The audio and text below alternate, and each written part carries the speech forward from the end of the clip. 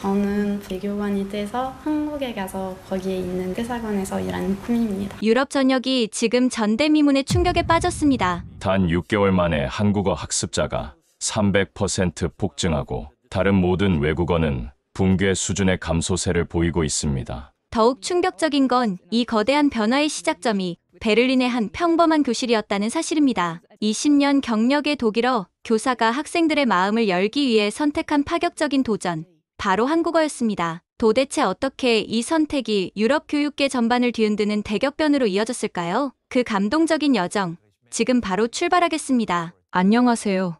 저는 베를린 괴테 김나지움에서 독일어와 문학을 가르치고 있는 안나 밀러입니다. 20년 동안 이 학교에서 아이들을 가르쳐 왔는데 2023년 가을에 일어난 일은 정말 제 교육 인생에서 가장 당황스러운 경험이었어요. 2023년 10월의 어느 월요일 아침이었습니다. 평소처럼 오전 7시 45분에 학교에 도착해서 첫 수업 준비를 하고 있었어요. 8시 정각에 시작하는 11학년 독일 문학 수업이었죠. 괴테의 파우스트를 다루는 중요한 시간이었습니다. 교실 문을 열고 들어서는 순간 뭔가 이상한 기운이 느껴졌어요. 평소에는 조용히 앉아서 수업 준비를 하던 학생들이 서로 활발하게 대화를 나누고 있었는데 그들이 사용하는 단어들이 제게는 전혀 생소했습니다. 대박, 레온이 뭔가를 보면서 외쳤어요. 그러자 옆에 앉은 엠마가 헐, 진짜? 라고 대답했습니다. 뒤쪽에서는 막스가 완전 쩔어라고 중얼거리는 소리가 들렸어요. 저는 잠시 멈춰 서서 학생들을 바라봤습니다. 독일 학생들이 독일어도 영어도 아닌 이상한 언어를 사용하고 있었던 거예요. 처음에는 그저 10대들 사이의 새로운 은어인가 싶었습니다. 구텐 모르겐, 여러분. 제가 인사를 하자 학생들이 조용해졌어요. 하지만 여전히 서로 눈짓을 주고받으며 뭔가를 공유하고 있는 듯 했습니다. 수업을 시작하면서 파우스트의 유명한 대사에 대해 설명하고 있었는데 한 학생의 휴대폰에서 알림음이 울렸어요. 평소 같으면 즉시 주의를 줬을 텐데 그 순간 화면에 보인 글자들이 제 시선을 사로잡았습니다. 독일어도 영어도 프랑스어도 아닌 전혀 다른 문자 체계였어요. 엠마, 수업 중에는 휴대폰을 사용하면 안 돼요.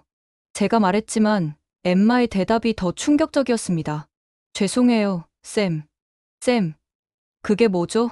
선생님을 레러나 레러린이라고 부르는 게 독일의 전통인데 쌤이라뇨? 수업이 끝나고 학생들이 나가면서도 계속 들려오는 낯선 표현들. 파이팅, 짱, 굿굿 같은 소리들이 복도를 가득 메웠습니다. 마치 제가 20년 동안 가르쳐 온 학교가 하룻밤 사이에 다른 나라가 된 것 같았어요. 교무실로 돌아가는 길에 만난 수학 교사 프리드리 선생님도 비슷한 경험을 했다고 하더군요. 요즘 애들이 이상한 말을 자꾸 써서 도대체 뭔지 모르겠어. 그의 표정에도 당황스러움이 가득했습니다. 점심시간에 교직원 식당에서 더 많은 이야기를 들을 수 있었어요. 영어 교사인 잉그리드는 자신의 수업 시간에도 학생들이 영어 대신 정체불명의 언어를 섞어 쓴다고 했고, 역사 교사 한스는 학생들이 역사 발표를 하면서도 이상한 감탄사를 계속 사용한다고 투덜거렸습니다. 도대체 무슨 언어길래 우리 학생들이 이렇게 열광하는 거야? 프리드리히가 한숨을 쉬며 물었어요. 그때 젊은 체육 교사 카타리나가 조심스럽게 입을 열었습니다. 혹시 한국어 아닐까요? 한국어? 아시아의 작은 나라에서 쓰는 언어를 왜 우리 독일 학생들이? 저는 믿을 수 없었어요. 하지만 카타리나는 자신의 조카도 요즘 한국 음악에 빠져 있다며 유럽 전역에서 한국 문화가 인기를 끌고 있다고 설명했습니다. 오후 수업에서도 상황은 마찬가지였어요. 9학년 학생들의 창작 글쓰기 시간에 한 학생이 쓴 글을 보고 깜짝 놀랐습니다. 독일어 문장 사이사이에 한국어로 보이는 단어들이 섞여 있었거든요. 오늘 정말 힘든 하루였다. 하지만 친구가 힘내라고 해줘서 기분이 나아졌다 같은 식이었어요. 리사, 이 힘내가 무슨 뜻이니? 제가 물었더니 리사가 눈을 반짝이며 대답했어요. 독일어로 정확히 번역하기는 어려운데요. 무트 파셈보다 더 따뜻한 느낌이에요. 상대방을 진심으로 응원하는 마음이 담겨 있다고 할까요? 그 순간 저는 깨달았습니다. 학생들이 단순히 유행을 따라하는 게 아니라 그 언어에서 뭔가 특별한 것을 발견했다는 거요. 독일어로는 표현하기 어려운 감정이나 뉘앙스를 한국어에서 찾고 있었던 겁니다. 집으로 돌아가는 우반 안에서도 젊은이들이 한국어로 대화하는 모습을 볼 수 있었어요. 안녕하세요라고 인사를 나누고 고마워라고 감사를 표현하는 모습들. 독일의 수도 베를린 한복판에서 한국어가 자연스럽게 사용되고 있었습니다. 그날 밤, 저는 컴퓨터 앞에 앉아 검색을 시작했어요. 한국, 한국어, K-팝. 검색 결과는 충격적이었습니다. 독일 음악 차트 상위권에 한국 가수들의 노래가 여러 곡 올라 있었고, 베를린에만 한국어 학원이 수십 개나 있다는 사실을 알게 되었죠. 하지만 가장 놀라운 건 학생들의 소셜 미디어였습니다. 제 학생들의 인스타그램을 살펴보니 한국 드라마 장면, 한국 음식 사진, 한국어 공부 인증샷들로 가득했어요. 심지어 몇몇 학생들은 한글로 일기를 쓰고 있었습니다. 20년간 가르쳐 오면서 영어, 프랑스어, 스페인어에 대한 학생들의 관심은 봐왔지만 이렇게 열정적인 반응은 처음이었어요. 도대체 한국어에 무엇이 있기에 독일의 10대들이 이토록 빠져드는 걸까요? 학생들과 소통하기 위해서라도 저도 한국어를 알아야겠다는 생각이 들었습니다. 하지만 동시에 두려움도 있었어요. 과연 50대의 독일인 교사가 전혀 다른 언어 체계를 가진 한국어를 배울 수 있을까요? 그리고 이것이 과연 올바른 선택일까요? 다음날 아침, 저는 평소보다 일찍 학교에 도착했습니다. 학생들이 오기 전에 그들의 세계를 좀 더 이해해보고 싶었거든요. 빈 교실을 둘러보니 책상 위에 한국 가수들의 사진이 붙어 있고 필통에는 한글이 적힌 스티커들이 가득했어요. 첫 시간 수업이 시작되기 전 복도에서 학생들이 모여 있는 걸 봤습니다. 다가가서 들어보니 한국 드라마에 대해 열띤 토론을 하고 있었어요. 놀라운 건 독일어로 대화하면서도 중간중간 한국어 표현을 자연스럽게 섞어 쓴다는 점이었습니다. 어제 그 드라마 봤어? 남주가 여주한테 사랑해라고 고백하는 장면 완전 설렜어. 엠마가 흥분해서 말했어요. 나도 봤어. 근데 독일 드라마에서는 이 리베 디이라고 하면 끝인데 한국 드라마는 뭔가 더 감정이 깊은 것 같아. 레온이 대답했습니다. 저는 조용히 다가가서 물었어요. 무슨 드라마 이야기를 하고 있니? 학생들이 깜짝 놀라며 저를 봤지만 곧 눈을 반짝이며 설명하기 시작했어요. 한국 드라마의 이름부터 시작해서 줄거리, 등장인물들의 관계까지 정말 자세히 알고 있었습니다. 마치 괴테나 실러의 작품을 분석하듯이 한국 드라마를 진지하게 다루고 있었어요. 선생님도 한번 보세요. 정말 재밌어요. 막스가 제안했습니다. 수업 시간에 저는 실험을 해보기로 했어요. 파우스트를 가르치면서 학생들이 관심 있어 하는 한국 문화와 연결점을 찾아보려고 했죠. 파우스트가 메피스토펠레스와 계약을 맺는 장면에서 느끼는 갈등이 있죠. 혹시 한국 드라마에서도 비슷한 딜레마를 다룬 적이 있나요? 놀랍게도 학생들이 즉시 여러 예시를 들어가며 설명하기 시작했어요. 한국 드라마 속 인물들의 도덕적 갈등, 선택의 순간들을 독일 고전, 문학과 비교하며 분석하는 모습이 정말 인상적이었습니다. 점심시간에 저는 학교 도서관에 갔습니다. 가서 선생님께 한국 관련 자료가 있는지 물어봤더니 웃으며 한쪽 구역을 가리켰어요. 그곳에는 한국어 교재, 한국 문학 번역본, 한국 역사책들이 가득했습니다. 불과 1년 전만 해도 없었던 섹션이었죠. 학생들 요청이 너무 많아서 급하게 마련했어요. 대출률도 엄청나답니다. 사서 선생님의 설명이었습니다. 저는 초급 한국어 교재를 하나 빌려서 교무실로 돌아왔어요. 책을 펼쳐보니 한글이라는 문자가 정말 독특했습니다. 알파벳과는 완전히 다른 체계였지만 뭔가 규칙적이고 과학적으로 보였어요. 옆자리에 토마스 슈미트 선생님이 제가 한국어 책을 보는 걸 발견하고는 눈살을 찌푸렸습니다. 토마스는 우리 학교에서 중국어를 가르치는 선생님이었어요. 안나, 설마 한국어를 배우려는 건 아니겠지? 그가 비아냥거리듯 물었어요. 학생들을 이해하려면 그들의 관심사를 알아야 하지 않을까요? 제가 조심스럽게 대답했습니다. 한국어 같은 마이너 언어를 배워서 뭐하게? 차라리 중국어를 배우는 게 낫지. 중국은 14억 인구의 경제 대국이야. 유럽연합과의 무역 규모도 어마어마하고 미래를 생각한다면 당연히 중국어지. 토마스가 단호하게 말했어요. 그의 말에도 일리가 있었습니다. 실용적으로 생각하면 중국어가 더 유용할 수도 있죠. 하지만 제 마음 한구석에서는 의문이 들었어요. 왜 학생들은 더 실용적인 중국어 대신 한국어에 열광하는 걸까요? 오후에 쉬는 시간을 이용해 유튜브에서 학생들이 좋아한다는 K-팝 뮤직비디오를 찾아봤습니다. 처음엔 그저 시끄러운 음악이라고만 생각했는데 자세히 들어보니 가사에 깊은 의미가 담겨 있었어요. 꿈, 희망, 자아 찾기 같은 주제들이 10대들의 마음에 와닿을 만했습니다. 특히 놀라웠던 건 팬들의 반응이었어요.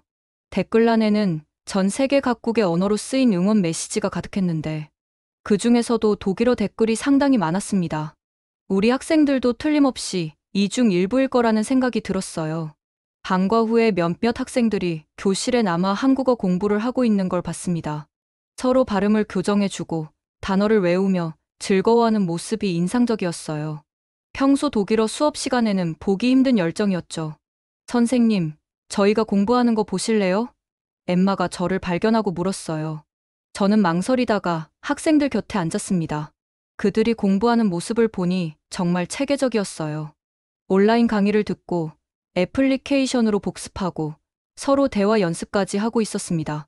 한국어가 그렇게 재미있니? 제가 물었어요. 네. 처음엔 케이팝 가사를 이해하고 싶어서 시작했는데 배우다 보니 언어 자체가 너무 매력적이에요. 높임말이라는 것도 있고 상황에 따라 다르게 표현하는 방법도 있고요. 리사가 열정적으로 설명했습니다. 레온이 덧붙였어요.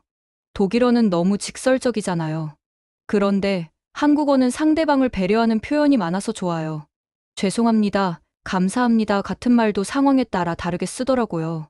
집으로 돌아오는 길에 문득 깨달았습니다. 학생들이 한국어에서 찾은 건 단순한 언어가 아니라 새로운 사고방식, 새로운 감정 표현 방법이었다는 거요. 독일의 합리주의적 문화에서 자란 아이들이 한국의 정서적 문화에서 갈증을 해소하고 있었던 겁니다. 그날 밤, 저는 결심했습니다. 학생들과 진정으로 소통하고 그들이 발견한 새로운 세계를 이해하기 위해 한국어를 배워보기로요. 비록 쉽지 않은 도전이 될 것 같았지만 20년간의 교육 경험이 저에게 새로운 것을 배우는 것의 중요성을 가르쳐 주었으니까요. 한국어를 배우기로 결심한 다음 날, 저는 온라인으로 한국어 기초 강좌를 신청했습니다. 하지만 이 소식이 학교에 알려지자 예상치 못한 반발에 부딪혔어요. 월요일 아침 교직원 회의 시간이었습니다. 유르겐 바우어 교장 선생님이 이번 학기 계획을 발표하고 있었는데 갑자기 토마스가 손을 들었어요. 교장 선생님, 우리 학교 학생들 사이에서 한국어 사용이 지나치게 늘어나고 있는 것 같습니다. 이에 대한 대책이 필요하지 않을까요? 교장 선생님이 고개를 끄덕였어요. 그 문제에 대해서는 저도 보고받았습니다. 하지만 학생들의 자발적인 언어 학습을 막을 수는 없지 않겠습니까? 문제는 그게 아닙니다. 토마스가 목소리를 높였어요. 우리는 독일 학생들에게 미래에 도움이 될 언어를 가르쳐야 합니다. 유럽연합 내에서, 아니 세계적으로 한국어가 무슨 쓸모가 있겠습니까? 몇몇 선생님들이 고개를 끄덕였어요. 특히 나이 든 선생님들은 토마스의 의견에 동조하는 분위기였습니다. 토마스는 준비해온 자료를 펼쳤어요. 여기 통계를 보십시오. 중국과 독일의 무역 규모는 연간 2천억 유로가 넘습니다. 반면 한국과는 겨우 200억 유로 정도죠. 중국어 사용 인구는 14억, 한국어는 겨우 8천만입니다. 숫자로 보면 압도적이었어요. 토마스는 계속해서 중국의 경제 성장률, 독일 기업들의 중국 진출 현황, 중국어, 구사자에 대한 기업들의 수요 등을 열거했습니다. 게다가 한국어는 배우기도 어렵습니다. 문자 체계부터 문법까지 유럽 언어와는 완전히 달라요. 투자 대비 효율이 너무 낮습니다. 토마스가 단호하게 말했어요. 저는 조용히 듣고 있다가 손을 들었습니다. 하지만 학생들이 스스로 선택한 언어잖아요. 그들의 동기와 열정을 무시할 수는 없지 않을까요? 안나, 감정적으로 접근하면 안 됩니다. 토마스가 저를 쳐다보며 말했어요. 교육자로서 우리는 학생들의 미래를 생각해야 해요. 일시적인 유행에 휩쓸려서는 안 되죠. 프리드리히도 거들었어요. 맞아요. 작년에는 스페인어 열풍이 불었고 그 전에는 일본어였잖아요. 한국어도 그런 일시적 유행 중 하나일 뿐입니다. 하지만 저는 뭔가 다르다고 느꼈어요. 이번은 좀 다른 것 같아요. 학생들이 한국어를 통해 새로운 가치관과 정서를 배우고 있거든요. 가치관과 정서, 토마스가 비웃듯이 말했어요. 우리는 괴테와 칸트의 나라입니다. 동양의 작은 나라에서 배울 가치관이 뭐가 있겠어요? 그의 오만한 태도에 화가 났지만 저는 침착함을 유지하려 노력했어요. 문화의 우열을 가릴 수는 없잖아요. 다양성이 중요한 시대 아닌가요? 교장 선생님이 중재에 나섰어요. 일단 상황을 좀 더 지켜봅시다. 하지만 토마스 선생님 말씀도 일리가 있으니 중국어 프로그램을 강화하는 방안도 검토해 보겠습니다. 회의가 끝나고 교무실로 돌아왔을 때 토마스가 저를 따라왔어요. 안나, 당신이 한국어를 배운다는 소문을 들었어요. 진짜예요? 네, 학생들을 이해하기 위해서요. 제가 대답했어요. 시간 낭비예요. 차라리 그 시간에 제가 중국어를 가르쳐 드릴게요. 훨씬 쉽고 실용적이죠. 중국어는 문법이 단순해서 유럽인들이 배우기에도 좋아요. 고맙지만 전 제 선택을 하겠어요. 제가 단호하게 말했어요. 토마스는 한숨을 쉬며 고개를 저었어요. 후회하실 거예요. 한국어는 정말 비효율적인 언어거든요. 높임법이니 뭐니 해서 같은 의미를 표현하는데도 여러 가지 방법을 써야 하고 발음도 어렵고. 그가 가고 난 후 저는 책상에 앉아 한국어 교재를 펼쳤어요. 확실히 어려워 보였습니다. 한글이라는 문자도 생소했고 문법 구조도 독일어와는 완전히 달랐어요. 하지만 포기하고 싶지 않았습니다. 점심시간에 학생 식당을 지나가다가 흥미로운 광경을 목격했어요. 평소에는 각자 조용히 식사하던 학생들이 모여 앉아 함께 음식을 나눠 먹고 있었습니다. 그리고 서로 잘 먹겠습니다라고 인사를 하더군요. 이게 무슨 뜻이에요? 제가 다가가서 물었어요. 막스가 설명해 줬어요. 한국에서는 식사 전에 이렇게 인사를 한대요. 음식을 준비한 사람에게 감사하는 마음을 표현하는 거죠. 독일에는 이런 표현이 없잖아요. 그래서 우리도 따라 해보기로 했어요. 뭔가 따뜻한 느낌이 들어서 좋아요. 엠마가 덧붙였어요. 그 순간 저는 깨달았습니다. 학생들이 한국어에서 찾은 건 단순한 언어가 아니라 독일 문화에서는 부족했던 정서적 표현과 공동체 의식이었다는 거요. 오후 수업 시간, 한 학생이 질문했어요. 선생님, 독일 문학에도 정 같은 개념이 있나요? 정이 뭐예요? 제가 물었어요. 한국어로는 설명하기 어려운데, 사람과 사람 사이의 끈끈한 연결? 단순한 사랑이나 우정과는 다른, 더 깊고 복잡한 감정이래요. 학생들이 이런 개념에 관심을 갖는다는 게 놀라웠어요. 독일의 합리주의적 사고에 익숙한 아이들이 동양의 정서적 개념에 매력을 느끼고 있었던 거죠. 수업이 끝나고 몇몇 학생들이 남아서 저에게 다가왔어요. 선생님도 한국어 배우신다고 들었어요. 같이 공부하실래요? 리사가 제안했어요. 저는 잠시 망설였습니다. 교사가 학생들과 함께 공부한다는 게 적절할까? 하지만 그들의 진심 어린 눈빛을 보니 거절할 수 없었어요. 좋아요. 하지만 난 완전 초보라 발목을 잡을 수도 있어요. 제가 웃으며 말했어요.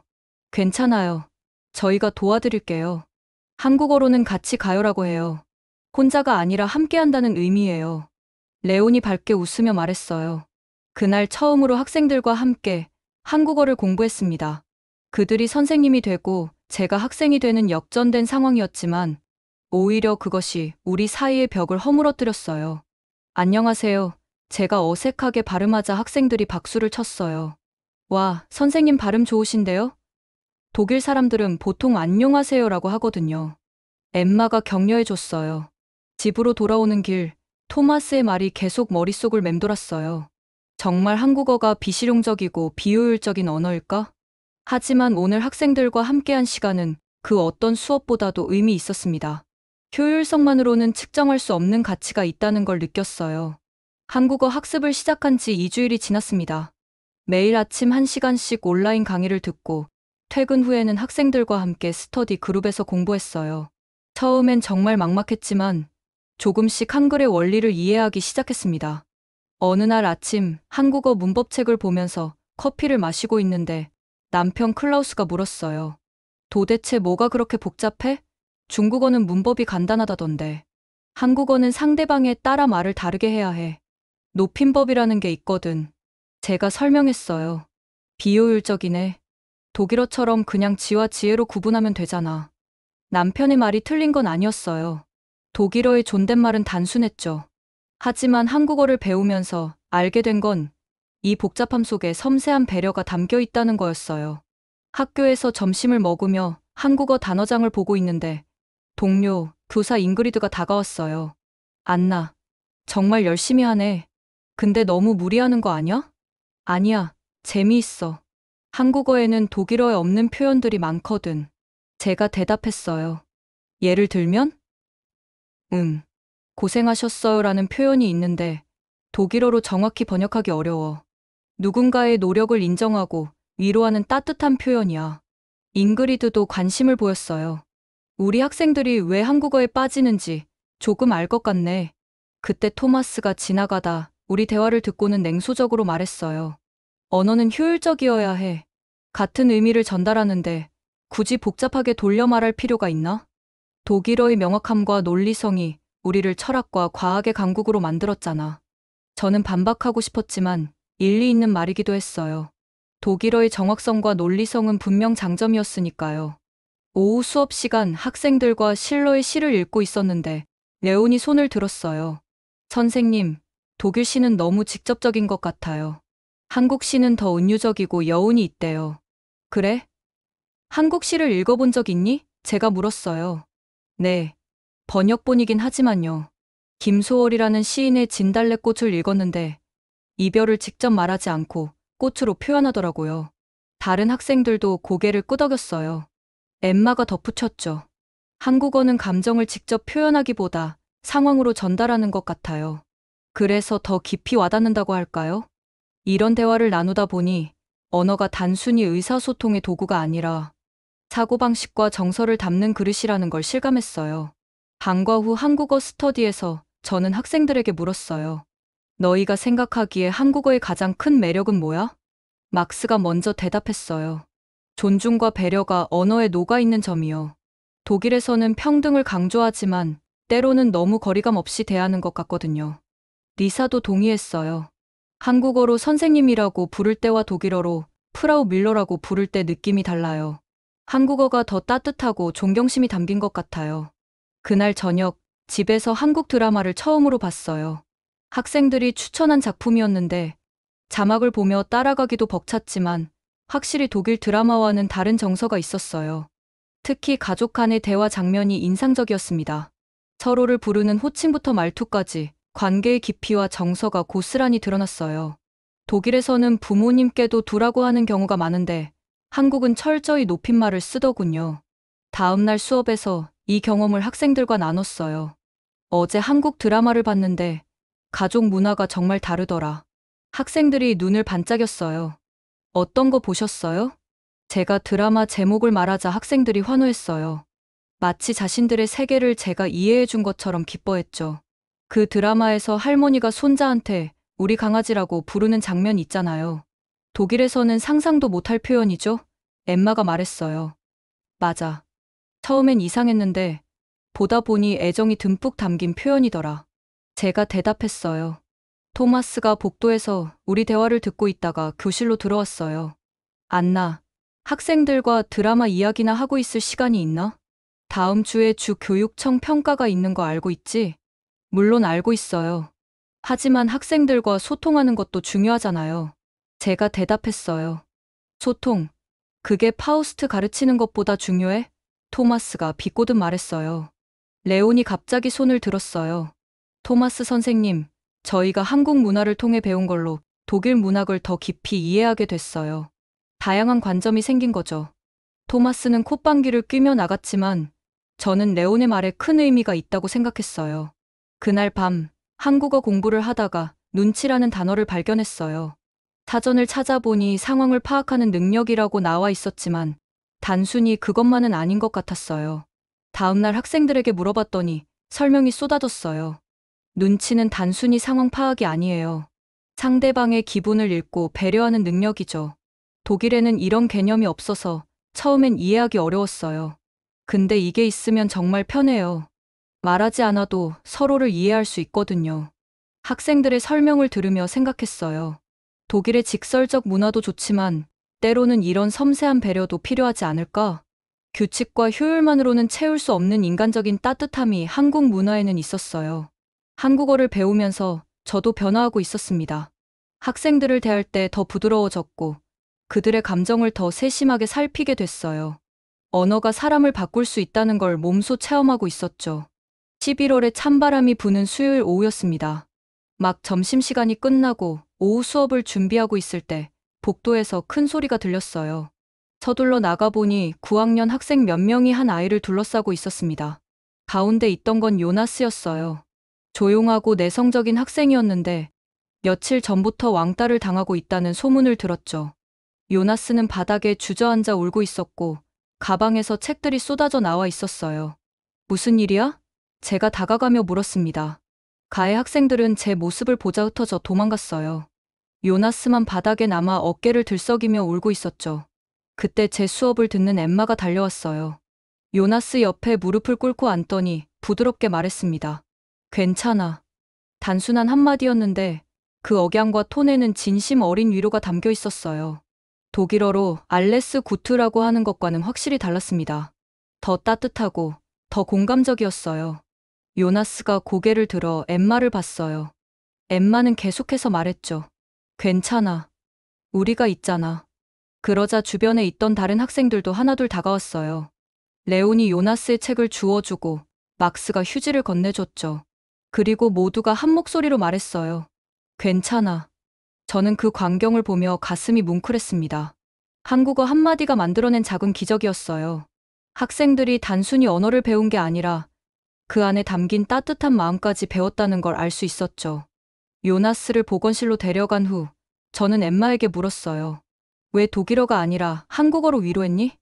엠마는 잠시 생각하더니 대답했어요. 독일어로 괜찮다고 하면 그냥 상황이 나쁘지 않다는 뜻이잖아요. 근데 한국어 괜찮아는 달라요. 너가 힘들어하는 걸 알아. 내가 너를 이해해. 그래도 다 잘 될 거야 라는 의미가 다 들어있는 것 같아요. 그날 오후 수업에서 저는 계획을 바꿔 이 일에 대해 이야기했어요. 오늘 복도에서 있었던 일 봤죠? 언어가 어떻게 사람의 마음을 움직일 수 있는지 보여주는 좋은 예였어요. 학생들이 진지하게 듣고 있었어요. 저는 계속했죠. 괜찮아라는 한국어가 요나스에게 어떤 의미였을까요? 리사가 손을 들었어요. 혼자가 아니라는 걸 알려준 것 같아요. 한국어에는 그런 힘이 있어요. 함께 한다는 느낌을 주는. 막스도 거들었어요. 맞아요. 독일에서는 개인의 강함을 강조하잖아요. 스스로 해결해라. 강해져라 이런 식으로. 근데 한국 문화는 함께 극복하자는 느낌이 강해요. 이런 대화를 나누는 동안 교실 문 밖에서 누군가 듣고 있었어요. 나중에 안 사실이지만 토마스였죠. 다음날 아침 교무실에서 뜻밖의 대화가 오갔어요. 어제 복도에서 있었던 일 들었어. 프리드리히가 말했어요. 요나스가 많이 좋아졌다고 하더군. 네, 다행이에요. 제가 대답했어요. 근데 학생들이 한국어로 위로했다고? 잉그리드가 궁금해했어요. 네, 괜찮아라고요. 단순한 말이지만 큰 힘이 있더라고요. 그때 토마스가 끼어들었어요. 우연의 일치일 뿐이야. 독일어로 위로해도 같은 효과가 있었을 거야. 하지만 다른 선생님들의 반응은 달랐어요. 특히 상담 교사인 마리아가 관심을 보였죠. 사실 요즘 학생들 사이에 변화가 느껴져요. 서로를 대하는 태도가 부드러워졌다고 할까요? 특히 한국어를 쓰는 학생들이요. 체육 교사 카타리나도 동의했어요. 맞아요. 팀 스포츠 할 때도 예전엔 잘했어 정도였는데 요즘은 수고했어, 고생했어 같은 표현을 쓰더라고요. 한국어로 배운 거래요. 이런 변화는 학교 곳곳에서 나타나고 있었어요. 며칠 후 수학 시험이 있었는데 시험을 망친 학생을 친구들이 둘러싸고 괜찮아. 다음에 잘하면 되라고 위로하는 모습을 봤어요. 예전 같으면 그냥 지나쳤을 일인데요. 심지어 학부모 상담 때도 변화를 느낄 수 있었어요. 한 어머니가 이렇게 말씀하셨죠. 요즘 우리 아이가 집에서도 사랑해요라고 표현해요. 한국어로 배웠다면서요. 독일에서는 가족끼리도 사랑한다는 말을 잘 안 하잖아요. 근데 이제는 자연스럽게 표현하더라고요. 또 다른 아버지는 이런 이야기를 했어요. 아들이 제가 퇴근하면 수고하셨어요라고 해요. 처음엔 어색했는데 지금은 그 말을 들으면 하루의 피로가 다 풀리는 것 같아요. 이런 작은 변화들이 모여 학교 전체 분위기를 바꾸고 있었어요. 교장 선생님도 주목하기 시작했죠. 어느 날 교장실에 불려갔을 때 유르겐 교장 선생님이 말씀하셨어요. 안나 선생님, 최근 우리 학교 학생들의 정서적 안정도가 높아졌다는 보고를 받았습니다. 상담 건수도 줄고 학교 폭력도 감소했다고 하네요. 좋은 소식이네요. 제가 대답했어요. 이런 변화가 한국어 학습과 관련이 있을까요? 저는 조심스럽게 대답했어요. 단정할 수는 없지만 한국어를 통해 학생들이 감정을 표현하는 새로운 방법을 배운 것 같아요. 특히 서로를 배려하고 위로하는 문화를 익히고 있죠. 교장 선생님이 고개를 끄덕였어요. 흥미롭네요. 언어가 정서에 미치는 영향이라. 좀 더 지켜봐야겠습니다. 그 주 금요일 학생회에서 특별한 행사를 준비했어요. 괜찮아 데이라고 이름 붙인 행사였죠. 힘든 친구들을 위로하고 격려하는 날이었어요. 행사 당일 학교 곳곳에서 괜찮아라는 말이 들렸어요. 포스터에는 한글로 괜찮아라고 크게 쓰여 있었고 그 아래 독일어로 의미가 설명되어 있었죠. 점심시간에는 학생들이 준비한 특별 공연이 있었어요. 한국 노래에 맞춰 괜찮아의 여러 가지 의미를 표현하는 연극이었죠. 시험에 떨어진 친구를 위로하는 장면, 실연한 친구를 격려하는 장면, 아픈 친구를 걱정하는 장면 등이 이어졌어요. 공연을 보던 선생님들도 감동받은 표정이었어요. 심지어 토마스도 진지하게 보고 있었죠. 공연이 끝나고 엠마가 무대에 올라가 말했어요. 괜찮아는 단순한 위로의 말이 아니에요. 상대방의 아픔을 인정하고 함께 나누겠다는 약속이에요. 우리 모두가 서로에게 괜찮아라고 말해줄 수 있는 학교가 됐으면 좋겠어요. 큰 박수가 터져 나왔어요. 그 순간 저는 확신했습니다. 학생들이 한국어를 통해 배운 건 단순한 언어가 아니라 따뜻한 마음이었다는 거요. 그날 저녁 집으로 돌아가는 길에 요나스를 만났어요. 밝은 표정으로 친구들과 함께 걸어가고 있었죠. 안녕하세요, 선생님, 요나스가 인사했어요. 안녕, 요나스. 기분이 좋아 보이네. 제가 말했어요. 네. 이제 친구들이 많이 생겼어요. 모두가 저한테 괜찮아라고 해줬거든요. 그 말을 듣고 저는 미소 지었어요. 한국어 한마디가 한 아이의 인생을 바꾼 것 같았거든요. 언어의 힘이 이렇게 클 수 있다는 게 놀라웠어요. 12월 초 베를린 주 교육청에서 충격적인 조사 결과가 발표되었습니다. 저희 학교뿐만 아니라 베를린 전역의 학교를 대상으로 한 언어 학습 선호도 조사였는데 결과는 모두의 예상을 뛰어넘었어요. 월요일 아침 교직원 회의에서 교장 선생님이 자료를 보여주셨습니다. 여러분, 이 통계를 보십시오. 지난 1년간 베를린 학생들의 한국어 학습 희망자가 200% 증가했습니다. 반면 중국어는 5%, 프랑스어는 마이너스 10%입니다. 회의실이 술렁거렸어요. 토마스의 얼굴이 굳어지는 게 보였죠. 교장 선생님이 계속했어요. 더 놀라운 건 학습 지속률입니다. 한국어 학습을 시작한 학생의 70%가 6개월 후에도 계속 공부하고 있다고 합니다. 다른 언어는 평균 30%에 불과한데요. 프리드리히가 손을 들었어요. 그럼 이게 단순한 유행이 아니라는 뜻인가요? 그렇게 봐야 할 것 같습니다. 교장 선생님이 고개를 끄덕였어요. 그때 토마스가 이의를 제기했어요. 하지만 학습 인원수로 보면 여전히 영어와 프랑스어가 많지 않습니까? 맞습니다. 하지만 증가 속도를 보세요. 이대로라면 2, 3년 안에 한국어가 제3외국어 중 1위가 될 겁니다. 더욱 흥미로운 데이터가 이어졌어요. 한국어를 학습하는 학생들의 전반적인 학업 성취도가 향상되었다는 내용이었죠. 한국어 학습 그룹의 평균 성적이 0.3점 상승했습니다. 특히 언어 과목뿐만 아니라 다른 과목에서도 향상을 보였어요. 이 대목에서 상담 교사 마리아가 발언했어요. 제가 관찰한 바로는 한국어를 배우는 학생들이 학습에 대한 동기가 더 강해요. 서로 돕고 함께 공부하는 문화가 생겼거든요. 한국의 스터디 그룹 문화를 따라하더라고요. 토마스가 여전히 반박했어요. 상관관계가 인과관계를 의미하지는 않죠. 한국어 때문에 성적이 오른 게 아니라 원래 성실한 학생들이 한국어를 선택했을 수도 있습니다. 하지만 다음 자료가 그의 주장을 무색하게 만들었어요. 베를린 교육청의 심리상담 센터에서 나온 보고서였죠. 지난 6개월간 학생 우울증 상담 건수가 20% 감소했습니다. 특히 한국어 학습자가 많은 학교일수록 감소폭이 컸어요.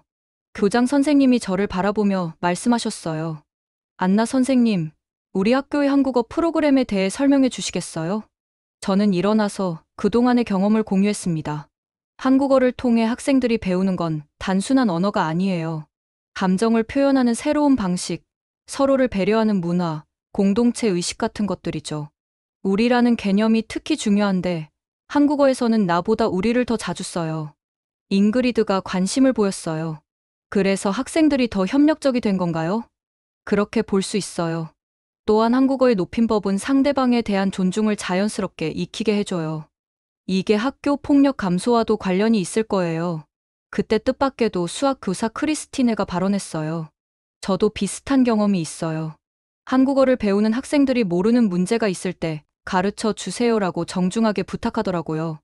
예전엔 그냥 포기하거나 답을 베끼려고 했는데 회의가 끝난 후 교장 선생님이 저를 따로 불렀어요. 안나 선생님, 베를린 교육청에서 우리 학교의 사례를 발표해 달라고 요청했어요. 한국어 교육이 학생들의 정서에 미친 영향에 대해서요. 저는 놀랐지만 동시에 책임감도 느꼈어요. 최선을 다하겠습니다. 며칠 후 지역 신문 베를리너 차이퉁에서 취재를 왔어요. 기자는 학생들과 직접 인터뷰를 하고 싶다고 했죠. 왜 한국어를 배우나요? 기자가 엠마에게 물었어요. 처음엔 케이팝 때문이었어요. 하지만 지금은 달라요. 한국어로는 제 감정을 더 섬세하게 표현할 수 있거든요. 독일어로는 이이 리베 디이면 끝인데 한국어는 좋아해, 사랑해, 아껴 등 다양한 표현이 있어요. 레온도 인터뷰에 응했어요. 한국 문화를 배우면서 가족의 소중함을 다시 생각하게 됐어요. 독일은 개인주의가 강하잖아요. 하지만 한국은 가족과 공동체를 중시하더라고요. 균형이 필요하다고 생각해요. 기사가 나간 후 반응은 폭발적이었어요. 다른 학교들에서 문의가 쏟아졌고 학부모들의 관심도 높아졌죠. 하지만 모든 반응이 긍정적인 건 아니었어요. 보수적인 교육 단체에서는 우려의 목소리를 냈죠. 독일의 정체성을 잃을 수 있다. 검증되지 않은 교육 실험이다. 같은 비판들이 나왔어요. 토마스도 여전히 회의적이었어요. 어느 날 그가 저에게 다가와 말했죠. 안나, 데이터는 조작될 수 있어. 일시적인 현상을 과대평가하는 건 위험해. 하지만 학생들의 변화는 실제잖아요. 제가 반박했어요. 변화? 그저 유행을 따르는 것뿐이야. 내년이면 다른 걸 찾을 거야. 그런데 바로 다음 주 토마스의 생각을 바꿀 만한 일이 일어났어요. 주 교육청에서 언어별 학습 효과에 대한 종합 보고서를 발표했는데 한국어 학습자들의 의사소통 능력이 다른 언어 학습자들보다 현저히 높다는 결과가 나왔어요. 한국어 학습자들은 비언어적 소통 능력도 향상되었습니다. 상대방의 감정을 읽고 공감하는 능력이 늘어났죠.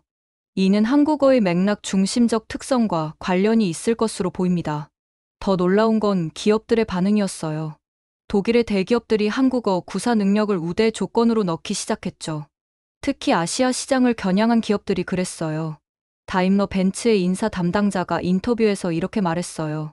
한국어를 구사하는 직원들이 팀워크와 고객 응대에서 뛰어난 능력을 보입니다. 언어를 통해 문화적 감수성을 익힌 것 같아요. 이런 소식들이 알려지자 학부모들의 태도도 바뀌었어요. 처음엔 걱정하던 부모들이 이제는 적극적으로 한국어 교육을 지원하기 시작했죠. 학부모 총회에서 한 어머니가 말했어요. 우리 딸이 한국어를 배운 후 가족과의 대화가 늘었어요. 오늘 수고했어요. 감사해요 같은 말을 자주 하더라고요. 집안 분위기가 훨씬 따뜻해졌어요. 또 다른 아버지는 이렇게 말했죠. 처음엔 쓸모없는 언어라고 생각했어요. 하지만 아이가 더 밝아지고 친구들과도 잘 지내는 걸 보니 언어가 단순한 도구가 아니라는 걸 알겠더라고요. 12월 말 베를린 교육청에서 특별 발표를 했어요. 다음 학년도부터 모든 김나지움에서 한국어를 정규 선택 과목으로 채택하기로 했다는 내용이었죠. 교장 선생님이 전체 회의에서 이 소식을 전하자 교무실이 술렁거렸어요. 우리 학교가 선구자 역할을 한 거예요. 자랑스럽습니다. 교장 선생님이 말씀하셨어요. 심지어 토마스도 인정하는 분위기였어요. 데이터가 이렇게 명확하다면 재고해 볼 필요가 있겠네요. 그날 저녁 학생들과 함께 작은 파티를 열었어요. 한국어 스터디 그룹의 성과를 축하하는 자리였죠. 엠마가 건배사를 했어요. 우리가 시작한 작은 변화가 이렇게 커질 줄 몰랐어요. 이제 더 많은 친구들이 한국어의 따뜻함을 느낄 수 있겠죠? 건배, 모두가 함께 외쳤어요. 한국어로 위하여 라고 하는 학생들도 있었죠. 그 순간 저는 깨달았어요. 숫자와 데이터가 증명한 건 단순한 언어 학습의 효과가 아니었다는 거려. 그것은 마음과 마음이 통하는 새로운 소통 방식의 가치였습니다. 새해가 밝았고 한국어 정규 과목 채택을 앞두고 본격적인 준비가 시작되었습니다. 하지만 예상보다 큰 저항에 부딪혔어요. 1월 둘째 주 학부모 총회가 열렸는데 분위기가 예사롭지 않았습니다. 우리 아이들이 대학에 가려면 아비투어를 잘 봐야 합니다. 한국어가 도움이 되나요? 한 아버지가 날카롭게 물었어요. 또 다른 학부모가 거들었죠. 영어, 프랑스어, 라틴어처럼 전통적인 언어가 아닌데 대학에서 인정해 줄까요? 교장 선생님이 차분히 설명하려 했지만 반대 의견들이 쏟아졌어요. 독일의 교육 전통을 버리는 거 아닙니까? 검증되지 않은 언어를 정규 과목으로 만드는 건 무책임해요. 우리 아이들을 실험 대상으로 만드는 겁니까? 그때 한 어머니가 손을 들었어요. 요나스의 어머니였죠. 제 아들은 한국어를 배운 친구들 덕분에 학교 생활이 즐거워졌어요. 성적도 올랐고요. 언어는 단순한 도구가 아니라 아이들의 마음을 여는 열쇠 같아요. 하지만 반대파의 목소리가 더 컸어요. 특히 보수적인 학부모 단체 대표인 하일리 씨가 강하게 반발했죠. 독일은 괴테와 실러의 나라입니다. 우리의 정체성을 지켜야 해요. 아시아의 유행을 따라가는 건 문화적 굴복이에요. 회의는 격렬한 논쟁 속에 끝났고 반대파 학부모들은 교육청에 진정서를 내기로 했어요. 다음 날 지역 언론들이 이 논란을 대서특필했어요. 베를린 김나지움, 한국어 채택으로 논란, 전통이냐 혁신이냐. 갈라진 학부모들 같은 제목들이 신문을 장식했죠. 상황이 심각해지자 베를린 교육위원회에서 공청회를 열기로 했어요. 양측의 의견을 듣고 최종 결정을 내리겠다는 거였죠. 공청회를 일주일 앞두고 저는 학생들과 함께 준비를 시작했어요. 데이터와 경험을 바탕으로 한 프레젠테이션을 만들기로 했죠. 선생님, 우리가 직접 경험한 이야기를 들려주면 어떨까요? 엠마가 제안했어요. 좋은 생각이야. 하지만 감정적인 호소만으로는 부족해. 객관적인 근거도 필요해. 제가 말했어요. 레온이 아이디어를 냈어요. 그럼 우리가 한국어를 통해 배운 것들을 독일 교육 목표와 연결해보면 어때요? 학생들과 함께 독일 교육법을 살펴봤어요. 놀랍게도 한국어 교육이 추구하는 가치들이 독일 교육 이념과 잘 맞아떨어졌죠. 봐요. 여기 사회적 능력 함양이라고 되어 있어요. 한국어의 경어법이 바로 이거잖아요. 막스가 발견했어요. 문화적 다양성 존중도 있네요. 우리가 한국 문화를 배우는 게 이 목표에 부합해요. 리사가 덧붙였어요. 한편 토마스가 뜻밖의 행동을 했어요. 어느 날 저를 찾아와 말했죠. 안나, 나도 공청회에서 증언하고 싶어. 반대 입장으로? 제가 물었어요. 아니, 사실 내 생각이 바뀌었어. 내 중국어 수업 학생 중 한 명이 한국어도 같이 배우고 있는데 그 학생이 가장 우수해. 두 언어의 차이를 비교하면서 언어 학습 능력 자체가 향상된 것 같더라고. 토마스의 고백은 계속됐어요. 게다가 내 딸도 한국 드라마를 보기 시작했어. 처음엔 말렸는데 아이가 가족과 더 많은 대화를 나누게 됐어. 아빠, 오늘 하루 어땠어요? 라고 묻더라고. 전에는 없던 일이야. 공청회 전날 반대파의 공격이 더욱 거세졌어요. 극우 성향의 온라인 커뮤니티에서는 독일 학교의 한국화를 막아라는 캠페인을 벌였죠. 하지만 동시에 지지의 목소리도 커졌어요. 다른 학교의 학생들과 교사들이 연대 메시지를 보내왔고 심지어 대학 교수들도 한국어 교육의 가치를 인정하는 성명을 발표했어요. 훔볼트 대학의 언어학과 교수가 인터뷰에서 말했죠. 한국어는 언어학적으로 매우 흥미로운 언어예요. 교차거의 특성과 높은 맥락 의존도는 학생들의 인지, 능력 발달에 도움이 됩니다. 드디어 공청회 날이 됐어요. 베를린 교육청 대강당은 사람들로 가득 찼죠. 찬성파와 반대파가 확연히 나뉘어 앉아 있었어요. 먼저 반대파 대표 하일리 씨가 발언했어요. 독일 교육의 우수성은 전통적 가치에서 나옵니다. 검증되지 않은 유행을 따라가는 것은 위험해요. 우리 아이들의 미래를 도박하는 겁니다. 그는 준비한 자료를 보여줬어요. 유럽 주요 대학들의 입학 요건, 독일 기업들의 채용 기준 등이었죠. 한국어는 어디에도 없었어요. 이어서 제가 발표할 차례가 왔어요. 저는 떨리는 마음을 진정시키고 말했죠. 교육의 목적이 뭘까요? 단순히 좋은 대학에 가고 좋은 직장을 구하는 것일까요? 아니면 더 나은 인간이 되는 것일까요? 저는 지난 1년간의 데이터를 제시했어요. 학업 성취도 향상, 정서적 안정감 증가, 협력 문화 확산 등이었죠. 한국어는 단순한 언어가 아닙니다. 그 안에는 존중과 배려, 공동체 의식이 담겨 있어요. 이것이야말로 21세기 글로벌 시민에게 필요한 가치 아닐까요? 그때 엠마가 일어났어요. 저희가 직접 경험한 이야기를 들려드리고 싶어요. 학생들이 차례로 증언했어요. 한국어를 통해 얻은 새로운 관점, 달라진 친구 관계, 가족과의 소통 개선 등을 진솔하게 이야기했죠. 특히 요나스의 이야기가 감동적이었어요. 저는 왕따를 당했어요. 죽고 싶을 만큼 힘들었죠. 하지만 친구들이 괜찮아라고 말해줬을 때 처음으로 혼자가 아니라는 걸 느꼈어요. 그 한마디가 저를 살렸어요. 강당이 조용해졌어요. 반대파 학부모들도 숙연한 표정이었죠. 마지막으로 토마스가 증언했어요. 저는 중국어 교사입니다. 처음엔 한국어를 반대했어요. 하지만 이제는 다양성의 가치를 인정해요. 언어는 경쟁이 아니라 공존해야 합니다. 한국어가 우리 학생들에게 새로운 가능성을 열어준다면 왜 막아야 합니까? 그의 발언은 큰 파장을 일으켰어요. 반대파의 핵심 논리였던 실용성 주장이 흔들렸으니까요. 교육위원회 위원장이 정리 발언을 했어요. 오늘 많은 이야기를 들었습니다. 전통과 혁신, 둘 다 중요해요. 하지만 교육의 본질은 학생들의 성장입니다. 그들이 더 나은 사람이 되도록 돕는 것이죠. 일주일 후, 결정이 발표됐어요. 베를린의 모든 김나지움에서 한국어를 정규 선택 과목으로 채택하되 전통적인 언어 교육도 강화한다는 내용이었죠. 절충안이었지만 우리에게는 큰 승리였어요. 학생들은 환호했고 많은 학부모들도 안도의 표정을 지었죠. 하일리 씨도 악수를 청하며 말했어요. 완전히 동의하진 않지만 학생들의 열정은 인정합니다. 지켜보겠습니다. 그날 밤 축하 파티에서 엠마가 말했어요. 선생님, 우리가 해냈어요.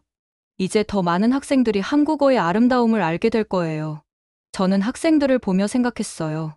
그들이 보여준 건 단순한 언어 학습에 대한 열정이 아니었다고. 그것은 더 나은 세상을 향한 갈망이었고 서로를 이해하고 소통하려는 의지였다고요. 2024년 2월, 드디어 독일 최초의 한국어 정규 수업이 시작되었습니다. 첫날 아침, 저는 새로운 교실 앞에서 깊은 숨을 들이쉬었어요. 문에는 한국어 교실이라는 표지판이 한글과 독일어로 나란히 붙어 있었죠. 정원 30명의 수업에 150명이 신청했어요. 결국 추첨을 통해 학생을 선발해야 했죠. 첫 수업에 들어서니 학생들의 기대에 찬 눈빛이 저를 맞았습니다. 안녕하세요, 여러분. 오늘부터 우리는 새로운 여행을 시작합니다. 제가 한국어로 인사하자 학생들이 따라했어요. 안녕하세요. 발음은 아직 서툴렀지만 그들의 열정은 뜨거웠어요. 첫 수업은 한글부터 시작했습니다. 세종대왕의 한글 창제 원리를 설명하자 학생들이 감탄했어요. 와, 이렇게 과학적인 문자였어요? 한 학생이 놀라워했죠. 네, 한글은 소리가 나는 모양을 본떠 만들었어요. 고운 혓부리가 목구멍을 막는 모양이죠. 제가 설명했어요. 독일 학생들은 체계적인 것을 좋아해요. 한글의 규칙성을 발견하자 금세 흥미를 보였죠. 독일어보다 배우기 쉬운 것 같아요. 한 학생이 말했어요. 문자는 쉽지만 언어는 또 다른 이야기예요. 제가 웃으며 대답했죠. 수업 방식도 특별했어요. 단순한 문법 암기가 아니라 문화와 함께 배우는 방식을 택했죠. 예를 들어 인사말을 배울 때는 한국의 인사 문화도 함께 설명했어요. 한국에서는 나이를 묻는 게 중요해요. 왜일까요? 학생들이 고민하다가 한 명이 손을 들었어요. 높임말을 쓰려면 상대방의 나이를 알아야 하니까요. 정답. 독일에서는 나이를 묻는 게 신뢰지만 한국에서는 상대방을 존중하기 위한 첫걸음이에요. 이런 문화적 차이를 배우면서 학생들은 더 넓은 시각을 갖게 됐어요. 셋째 주부터는 기본 회화를 시작했는데 독특한 방법을 도입했어요. 한국어로 하루 살기라는 프로젝트였죠. 오늘 하루는 가능한 한 한국어로만 생활해 보세요. 가족에게도 친구에게도 배운 표현을 써보는 거예요. 학생들은 처음엔 당황했지만 곧 재미있어 했어요. 다음날 경험을 나누는 시간이 정말 흥미로웠죠. 아침에 엄마한테 잘 잤어요? 라고 했더니 깜짝 놀라셨어요. 그런데 설명해 드리니까 좋아하시더라고요. 한 학생이 자랑스럽게 말했어요. 저는 학교 식당에서 잘 먹겠습니다라고 했어요. 급식 아주머니가 무슨 뜻이냐고 물으셔서 설명해 드렸더니 정말 좋은 문화라고 하셨어요. 이런 작은 실천들이 학교 전체에 퍼져나갔어요. 한국어 수업을 듣지 않는 학생들도 호기심을 보이기 시작했죠. 넷째 주에는 특별한 손님이 왔어요. 베를린에 사는 한국인 교환학생들을 초대한 거였죠. 안녕하세요. 만나서 반가워요. 한국 학생들이 들어오자 우리 학생들이 환호했어요. 직접 원어민과 대화할 기회였죠. 처음엔 서로 어색했지만 곧 언어의 장벽을 넘어 소통하기 시작했어요. 독일 학생들이 한국어를 정말 잘해요. 한국 학생 하나가 감탄했어요. 아직 서툴러요. 더 배우고 싶어요. 엠마가 한국어로 대답했죠. 이날 이후 한독 학생 교류 프로그램이 만들어졌어요. 매주 금요일마다 함께 모여 언어를 연습하고 문화를 나누기로 했죠. 한 달이 지나자 놀라운 변화들이 나타났어요. 한국어 수업 학생들이 다른 수업에서도 적극적으로 변했다는 보고가 들어왔죠. 역사 교사 한스가 말했어요. 한국어 수업 듣는 학생들이 역사 토론에서 더 다양한 관점을 제시해요. 동서양 문화를 비교하면서 사고의 폭이 넓어진 것 같아요. 수학 교사 크리스틴에도 비슷한 경험을 공유했죠. 협력해서 문제를 푸는 능력이 향상됐어요. 한국의 가치, 가자 문화를 배운 영향인 것 같아요. 특히 인상적이었던 건 학부모들의 변화였어요. 처음엔 반대했던 부모들도 자녀의 변화를 보고 생각을 바꾸기 시작했죠. 한 어머니가 상담 시간에 찾아와 말했어요. 우리 아이가 요즘 저녁마다 한국어로 일기를 써요. 독일어로는 표현하기 어려운 감정들을 한국어로는 쓸 수 있대요. 아이의 내면을 더 잘 알게 된 것 같아요. 또 다른 아버지는 이런 이야기를 했죠. 아들이 제게 아버지, 오늘 수고하셨어요 라고 한국말로 인사해요. 처음엔 어색했는데 이제는 그 말을 듣는 게 하루의 즐거움이 됐어요. 이런 긍정적인 반응에 힘입어 특별 프로젝트를 기획했어요. 한독문화 융합 프로젝트였죠. 학생들을 팀으로 나눠 양국 문화의 공통점과 차이점을 연구하게 했어요. 그 결과물이 정말 인상적이었습니다. 한 팀은 독일의 게미틀리히카이트와 한국의 정을 비교했어요. 둘 다 따뜻한 분위기를 나타내지만 미묘한 차이가 있다는 걸 발견했죠. 게미틀리히카이트는 편안하고 아늑한 분위기예요. 하지만 정은 사람과 사람 사이의 끈끈한 연결이에요. 더 깊고 지속적인 관계를 의미하죠. 막스가 발표했어요. 다른 팀은 독일의 풍크틀리히카이트와 한국의 빨리빨리 문화를 비교했어요. 둘 다 효율성을 추구하지만 방식이 달라요. 독일은 계획적이고 정확한 반면 한국은 즉흥적이고 빠른 대응을 중시해요. 리사가 설명했죠. 이런 비교 연구를 통해 학생들은 문화의 다양성을 이해하고 각각의 장단점을 객관적으로 볼 수 있게 됐어요. 학기 중반, 뜻밖의 제안이 들어왔어요. 다른 유럽 국가들에서 우리의 한국어 교육 모델을 벤치마킹하고 싶다는 거였죠. 프랑스 교육부 관계자가 방문해서 수업을 참관했어요. 그녀는 감탄하며 말했죠. 언어 교육이 이렇게 문화와 정서 교육까지 포함할 수 있다니 놀라워요. 프랑스에서도 도입을 검토하겠습니다. 네덜란드, 벨기에, 오스트리아에서도 문의가 이어졌어요. 우리의 작은 실험이 유럽 전체에 영향을 미치기 시작한 거였죠. 하지만 모든 게 순조로웠던 건 아니에요. 일부 학생들은 한국어의 어려움에 좌절하기도 했죠. 선생님, 너무 어려워요. 높임법이 복잡해서 헷갈려요. 한 학생이 불평했어요. 그럴 때일수록 천천히 해요. 한국어로는 이 개념이 중요해요. 모든 걸 빨리 하려 하지 말고 차근차근 배워가는 거예요. 제가 격려했죠. 학기 말 학생들의 성과를 평가하는 시간이 왔어요. 단순한 시험이 아니라 프레젠테이션 형식으로 진행했죠. 각자 한국어로 자기소개를 하고 한국 문화에서 가장 인상 깊었던 점을 발표하는 거였어요. 저는 막스입니다. 한국어를 배우면서 우리의 의미를 알게 됐어요. 독일은 나를 중시하지만 때로는 우리도 필요하다는 걸 깨달았어요. 저는 엠마예요. 한국어의 고맙습니다와 감사합니다의 차이를 배우면서 감사에도 여러 종류가 있다는 걸 알았어요. 이제 감사를 더 자주, 더 진심으로 표현하게 됐어요. 학생들의 발표를 들으며 저는 감동했어요. 그들이 배운 건 단순한 언어가 아니었어요. 새로운 사고방식, 새로운 가치관, 새로운 세계관이었죠. 학기가 끝날 무렵 교장 선생님이 저를 부르셨어요. 안나 선생님, 한국어 수업이 대성공이에요. 다음 학기에는 2반으로 늘리려고 합니다. 그리고 교장 선생님이 미소 지으며 말을 이었어요. 베를린시에서 올해의 혁신 교육상 후보로 우리 학교를 추천했어요. 한국어 프로그램 덕분이죠. 저는 벅찬 마음을 감출 수 없었어요. 작은 호기심에서 시작한 일이 이렇게 커질 줄은 몰랐으니까요. 그날 저녁 학생들과 작은 종강 파티를 했어요. 한국 음식을 함께 만들어 먹으며 한 학기를 돌아봤죠. 선생님, 다음 학기에는 뭘 배워요? 레온이 물었어요. 한국의 사계절과 관련된 표현들을 배울 거예요. 그리고 K-드라마 대본으로 실전 회화도 연습하고요.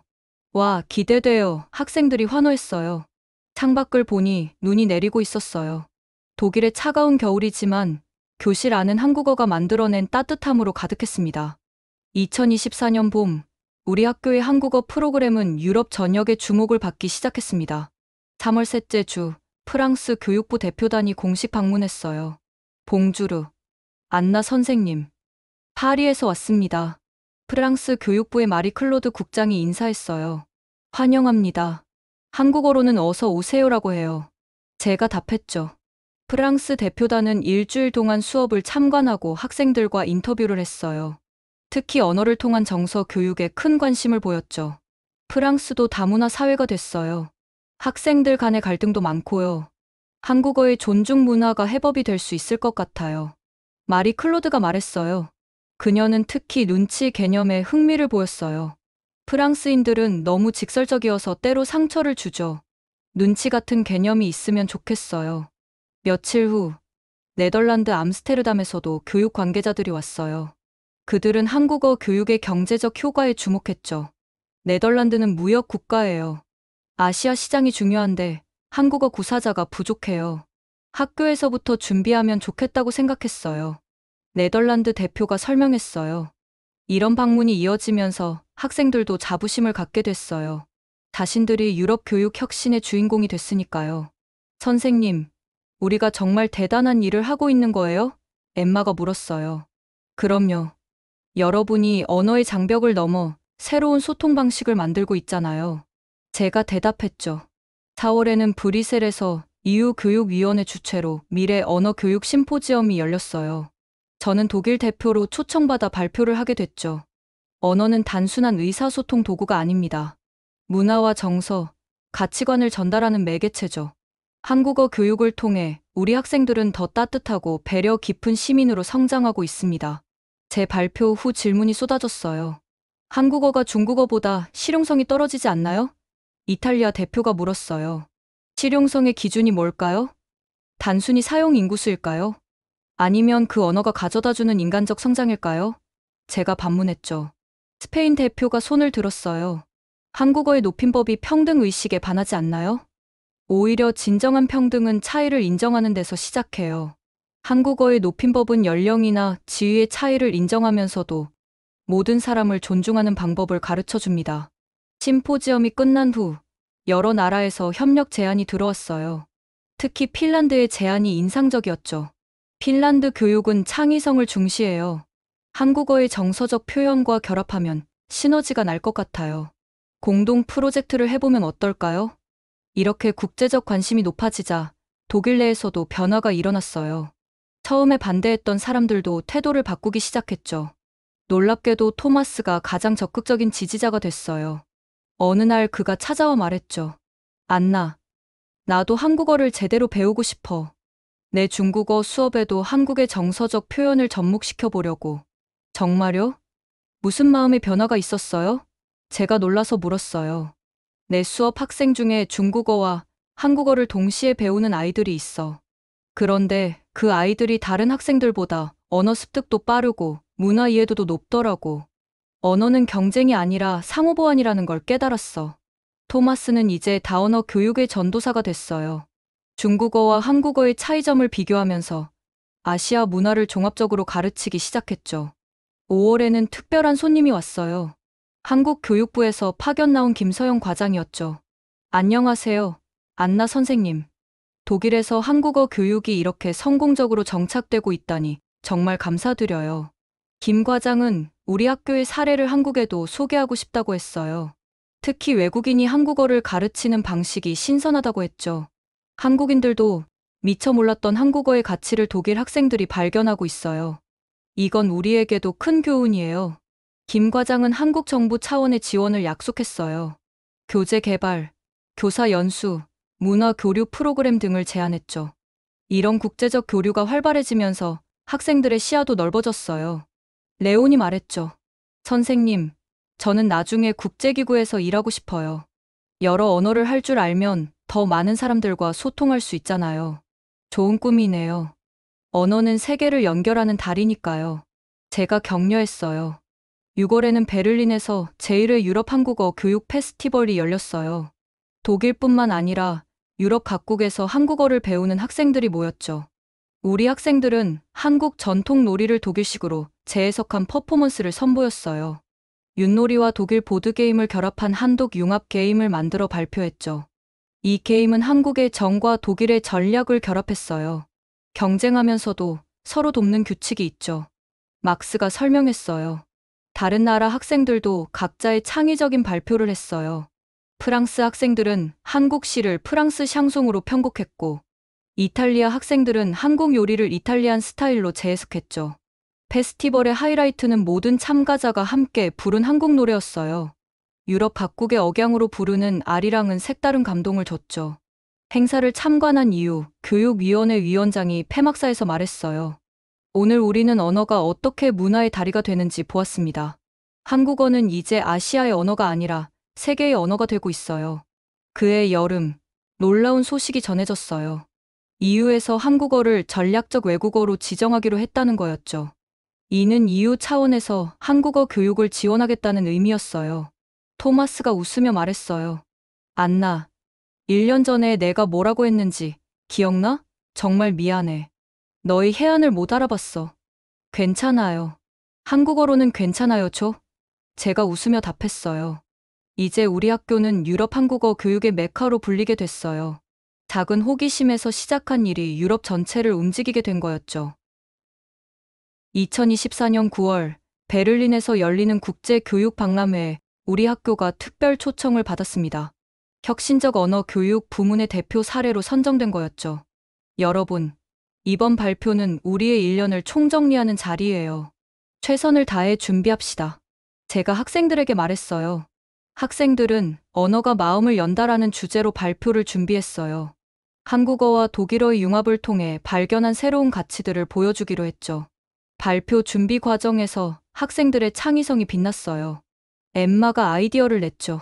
한국의 정과 독일의 게미틀리히카이트를 비교해보면 어떨까요? 둘 다 따뜻함을 나타내지만 미묘하게 달라요. 레온이 덧붙였어요.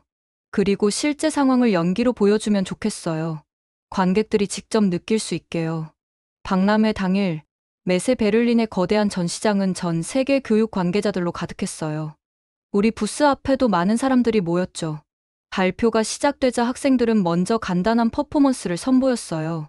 독일 학생이 시험에 떨어져 좌절할 때 친구들이 다가와 위로하는 장면이었죠.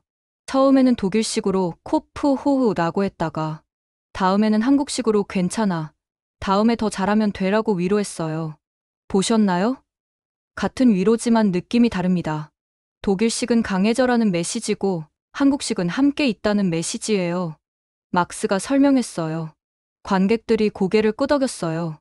미묘한 차이지만 중요한 포인트였죠. 이어서 리사가 데이터를 발표했어요. 저희 학교에서 한국어를 배운 학생들의 공감 능력이 15% 향상됐어요. 갈등 상황에서 대화로 해결하는 비율도 20% 증가했고요. 그때 한 관객이 손을 들었어요. 영국에서 온 교육 전문가였죠. 하지만 그게 정말 언어 때문일까요? 다른 요인은 없었나요? 좋은 질문이었어요. 엠마가 대답했죠. 물론 언어만이 원인은 아니에요. 하지만 언어가 촉매 역할을 했어요. 한국어의 높임법을 배우면서 자연스럽게 상대를 존중하는 태도가 생겼고, 우리라는 표현을 쓰면서 공동체 의식이 강해졌어요. 발표의 하이라이트는 한독 융합 프로젝트였어요. 학생들이 독일 동화 헨젤과 그레텔을 한국적 정서로 재해석한 작품을 선보였죠. 원작에서는 마녀를 죽이고 끝나요. 하지만 저희 버전에서는 마녀도 외로워서 그랬다는 걸 이해하고 함께 살기로 해요. 한국의 정문화를 반영한 거죠. 한 학생이 설명했어요. 관객들 사이에서 감탄이 터져나왔어요. 단순한 언어 학습을 넘어 문화적 창의성까지 보여준 거였죠. 발표 후 질의응답 시간이 이어졌어요. 프랑스 교육부 관계자가 물었죠. 한국어 교육이 정말 매력적으로 보입니다. 하지만 교사 확보가 어렵지 않나요? 제가 대답했어요. 맞아요. 그래서 우리는 한국 정부, 현지 한국문화원과 협력하고 있어요.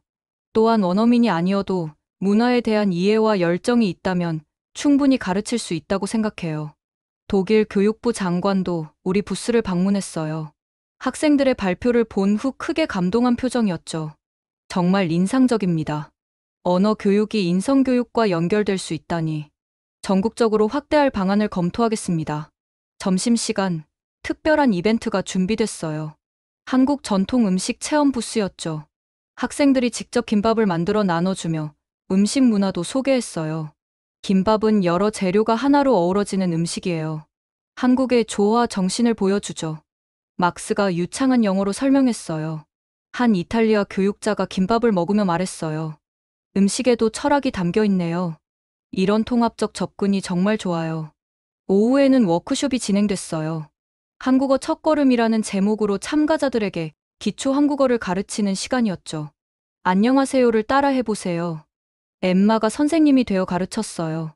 각국의 교육자들이 서툴지만 열심히 따라했어요. 특히 고맙습니다를 배울 때 반응이 좋았죠. 영어 땡큐보다 더 깊은 느낌이 있네요. 한 참가자가 말했어요. 워크숍이 끝날 무렵 스웨덴에서 온 교수가 말했어요. 북유럽은 개인주의가 강해서 때로 외로움을 느끼는 사람이 많아요. 한국어의 공동체적 표현들이 도움이 될 것 같아요. 저녁 시상식에서 놀라운 일이 일어났어요. 우리 학교가 올해의 혁신 교육상 대상을 받게 된 거였죠. 베를린 괴테 김나지움은 언어, 교육의 새로운 패러다임을 제시했습니다. 언어가 단순한 도구가 아니라 마음을 여는 열쇠가 될 수 있음을 보여줬죠. 시상식장이 박수로 가득 찼어요. 학생들은 서로 껴안으며 기뻐했고, 저도 감격스러웠죠. 무대에 올라가 수상 소감을 말했어요. 이 상은 저의 것이 아니라 용기 있게 새로운 언어에 도전한 학생들의 것입니다. 그리고 다름을 인정하고 배우려 한 모든 분들의 것이죠. 그때 깜짝 이벤트가 있었어요. 한국에서 영상 메시지가 도착한 거였죠. 한국 교육부 장관의 축하 메시지였어요. 독일 학생들이 한국어를 통해 새로운 가치를 발견하고 있다니 정말 감사합니다. 언어는 마음을 잇는 달이라는 것을 여러분이 증명해 주셨어요. 더 놀라운 건 다음이었어요. 우리와 교류했던 한국 학생들이 영상으로 축하 노래를 불러준 거였죠. 아리랑을 독일어 가사로 편곡해서 불렀어요. 박람회가 끝난 후 수많은 명함과 협력 제안을 받았어요. 폴란드, 체코, 노르웨이 등 여러 나라에서 한국어 교육 도입을 검토하겠다고 했죠. 귀가 길에 학생들과 이야기를 나눴어요. 정말 꿈 같은 하루였어요. 리사가 말했어요. 이제 시작이에요. 더 많은 사람들이 언어를 통해 서로를 이해하게 될 거예요. 제가 답했죠. 레온이 덧붙였어요. 선생님, 저는 이제 확신해요. 언어는 단순한 의사소통 수단이 아니라 세상을 바꾸는 힘이라는 거요. 집에 도착해서 상패를 바라봤어요. 혁신 교육상이라는 글자가 빛나고 있었죠. 하지만 진짜 상은 이게 아니었어요. 학생들의 성장, 그들의 열린 마음, 그리고 더 나은 세상을 향한 희망. 그것이 진짜 보상이었습니다. 1년 후, 2025년 가을. 저는 교실 창문 너머로 단풍이 물든 교정을 바라보고 있었습니다. 믿기 힘든 변화들이 일어난 지 2년이 지났네요. 이제 독일 전역 300여 개 학교에서 한국어를 정규 과목으로 가르치고 있습니다. 우리 학교는 그 중심이 되어 교사 연수와 교재 개발을 담당하고 있죠. 안나 선생님, 들어가도 될까요? 문을 두드리는 소리에 돌아보니 엠마가 서 있었어요. 이제 대학생이 된 엠마는 한국학을 전공하고 있죠. 엠마, 어서 와요. 잘 지냈어요? 네, 선생님 덕분에요. 대학에서 한국어 통번역을 공부하고 있어요. 그리고 엠마가 환하게 웃으며 말했어요. 다음 학기에 서울로 교환학생을 가요. 정말 자랑스러웠어요. 작은 호기심으로 시작한 학생이 이제는 두 문화를 잇는 다리가 되려 하고 있으니까요. 그런데 선생님, 알고 계세요? 지금 한국에서도 독일 학생들의 한국어 학습법이 화제래요. 엠마가 신나서 말했어요. 정말요? 네, 한국 교육부에서 저희 사례를 연구해서 감정 중심 언어 교육이라는 새로운 교수법을 개발했대요. 거꾸로 한국 학생들이 영어나 독일어를 배울 때 적용한다고 해요. 서로가 서로에게 배우는 아름다운 순환이 일어나고 있었던 거죠. 교무실로 돌아가니 토마스가 기다리고 있었어요. 이제 그는 다언어 교육부장이 되어 있죠. 안나, 좋은 소식이 있어. EU에서 우리 학교를 유럽 언어 교육 혁신 센터로 지정했어. 앞으로 더 많은 지원을 받을 수 있을 거야. 정말 대단한 일이네요. 그리고 하나 더. 토마스가 미소 지으며 말했어요. 내년부터 일본어와 베트남어도 추가하기로 했어. 물론 한국어 프로그램의 성공 모델을 따라서 말이야. 점심시간, 학교 식당은 예전과 완전히 달라진 모습이었어요. 학생들이 자연스럽게 여러 언어를 섞어 대화하고 각국 음식을 나눠 먹으며 문화를 공유하고 있었죠. 잘 먹겠습니다. 한 무리의 학생들이 한국어로 인사하고 식사를 시작했어요. 본 아페티, 다른 테이블에서는 프랑스어 인사가 들렸고요. 이타다키마스, 일본어를 배우기 시작한 학생들도 있었죠. 언어의 다양성이 학교를 더욱 풍요롭게 만들고 있었어요. 오후에 특별한 손님이 찾아왔어요. 2년 전 한국어를 강하게 반대했던 하이리 씨였죠. 안나 선생님, 사과하러 왔습니다. 그가 머리를 숙였어요. 무슨 말씀을? 제 편견 때문에 아이들의 기회를 막을 뻔했어요. 지금 제 딸도 한국어를 배우고 있는데 정말 행복해해요. 가족 간 대화도 늘었고요. 그는 이어서 말했어요. 독일의 전통을 지키는 것도 중요하지만 새로운 것을 받아들이는 용기도 필요하다는 걸 배웠습니다. 방과 후 한국어 고급반 수업을 참관했어요. 이제는 젊은 한국인 선생님이 가르치고 있었죠. 하지만 저도 여전히 문화 수업을 담당하고 있어요. 학생들이 한국 현대 소설을 읽고 토론하는 모습이 인상적이었어요. 단순한 언어 학습을 넘어 깊이 있는 문학 감상까지 하고 있었죠. 이 소설에서 한이라는 정서가 중요한데요. 한 학생이 분석을 시작했어요. 독일의 벨트슈메르츠와 비슷하면서도 다른 것 같아요. 다른 학생이 비교했죠. 이런 깊이 있는 문화 간 대화가 일상이 된 것이 놀라웠어요. 저녁, 교장 선생님이 전 교직원을 소집했어요. 중요한 발표가 있다고 했죠. 여러분, 우리 학교가 유네스코 세계 시민 교육 모범 학교로 선정됐습니다. 환호성이 터져나왔어요. 이것은 단순한 언어 교육을 넘어 세계 시민 양성에 기여했다는 인정이었죠. 교장 선생님이 계속했어요. 특히 언어를 통한 문화 이해와 공감 교육이 높은 평가를 받았습니다. 이 모든 것은 안나 선생님의 작은 시작에서 비롯됐죠. 동료들의 박수를 받으며 저는 겸손하게 말했어요. 우리 모두가 함께 만든 결과예요. 그리고 무엇보다 학생들의 열린 마음이 있었기에 가능했죠. 집으로 돌아오는 길, 도시의 풍경도 많이 변했어요. 한국 식당과 문화센터가 늘어났고 거리에서 한국어가 자연스럽게 들렸죠. 버스 정류장에서 한 할머니가 손자와 대화하는 걸 들었어요. 할머니, 오늘 학교에서 한국어로 시를 썼어요. 정말? 대단하구나.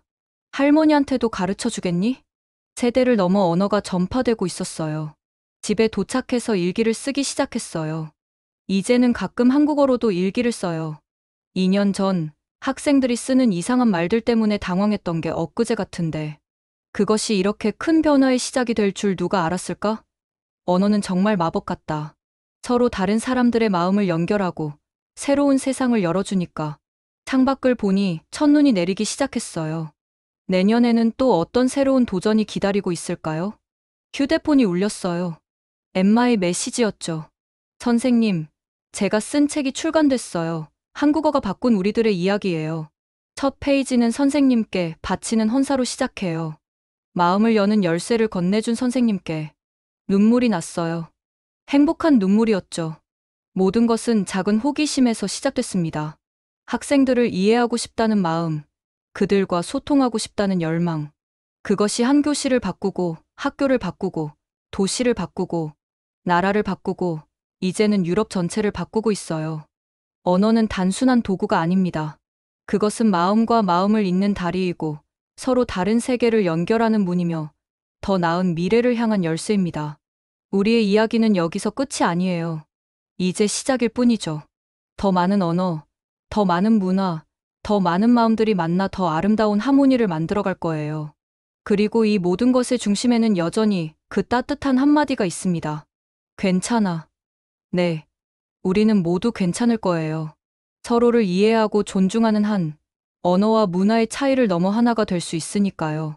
지금까지 독일 베를린의 한 교사가 학생들과의 소통을 위해 시작한 한국어 학습이 어떻게 유럽 전체의 교육 혁신으로 이어졌는지 들어보셨습니다. 작은 호기심이 만든 거대한 변화, 정말 놀랍지 않으신가요? 언어는 단순한 의사소통의 도구가 아니라 마음을 여는 열쇠라는 것을 안나 선생님과 학생들이 증명해 주었습니다. 한국어의 따뜻한 정서가 독일의 합리적 문화와 만나 더욱 풍요로운 교육 환경을 만들어낸 이 이야기가 여러분에게도 영감을 주었기를 바랍니다. 이 놀라운 이야기가 감동적이셨다면 구독과 좋아요 부탁드립니다. 특히 한국어의 가치를 전 세계에 알리고 문화의 다양성이 만드는 아름다운 변화를 더 많은 사람들과 나누기 위해 이 영상을 공유해주세요. 여러분의 공유 하나하나가 서로 다른 문화를 잇는 작은 다리가 될 것입니다. 다음에도 더 놀라운 이야기로 찾아뵙겠습니다. 감사합니다.